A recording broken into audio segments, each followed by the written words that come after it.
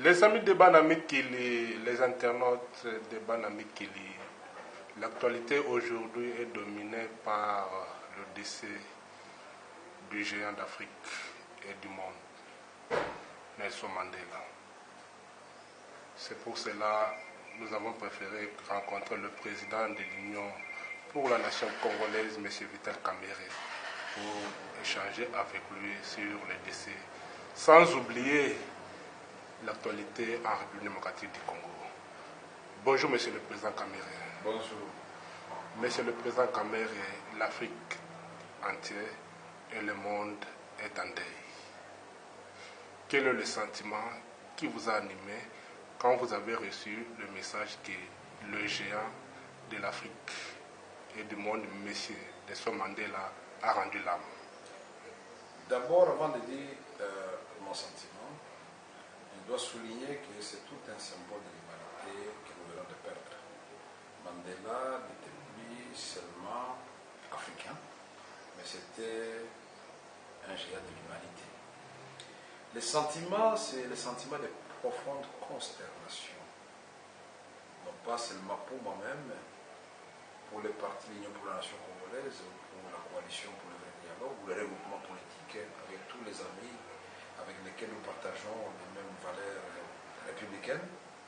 Mais c'est le monde entier qui est en deuil aujourd'hui. Car pour nous, Nelson Mandela incarnait les valeurs et les vertus cardinales de la tolérance, du pardon. Et ça, c'est spirituel, puisque le premier enseignement de Jésus-Christ, c'était de pardonner, d'aimer nos ennemis. Ce Messie a étonné tout le monde. Après avoir mené une lutte pacifique, une lutte armée, emprisonné pendant 27 ans, torturé, humilié, mais il a transformé toutes ces peurs et ces humiliations en valeurs qui ont permis à ces grands hommes de transformer l'Afrique du Sud. Il sort de la prison, alors que tout le monde s'attendait, avec l'engouement populaire. La majorité écrasante de Noirs en Afrique du Sud, que ces derniers puissent faire parler ses instincts, ou puissent mettre en exergue ses réactions épidermiques. En criant vengeance, il a dit la vengeance appartient à Dieu. Et il a dit à son peuple, un grand leader, ce n'est pas celui qui se laisse entraîner, c'est lui qui voit plus loin et qui dit au peuple, voici là où je vous conduis. Vous pouvez m'insulter aujourd'hui, mais tout ce que j'ai fait, je le fais pour votre bien. Et donc Nelson Mandela, d'aucuns n'avaient pas compris pourquoi il s'est pas vengé. Et même c'était interprété comme un acte de trahison quand il acceptait de cohabiter avec son bourreau Frédéric Leclerc, en acceptant d'être son vice-président de la République. Mais il s'est rabaissé, Dieu l'a élevé, puisqu'après, il était devenu président de l'Afrique du Sud.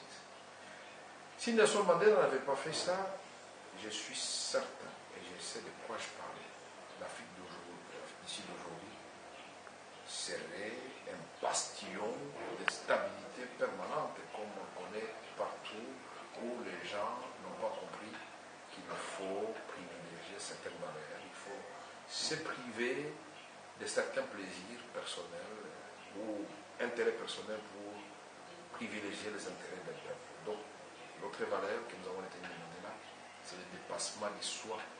Il ne travaille pas pour lui-même, il a sacrifié sa propre liberté, comme l'a dit le président Obama, pour celle des autres. Et c'est là le modèle de Jésus-Christ. Être au service du peuple et ne pas mettre le peuple à son service. Mais ce que nous devons retenir aussi normalement, c'est que c'est un démocrate. Un monsieur qui était vraiment à l'avance par rapport à son temps. Il a refusé de briguer le deuxième mandat parce qu'il a compris qu'il a donné à l'Afrique du Sud ce qu'il devait donner, et comme il s'agit d'une édification, d'une œuvre collective, il a compris qu'il y avait des adeptes qui étaient déjà bien préparés, qui pouvaient prendre la relève, l'alternance au pouvoir. Et là, je voudrais souligner que l'Afrique a pas un ex-président de la République en vie ou mort qui aurait quitté le pouvoir après les élections démocratiques. Soit c'est par la fuite après l'invasion de la capitale par les rebelles, soit c'est la mort au pouvoir, soit c'est un coup d'État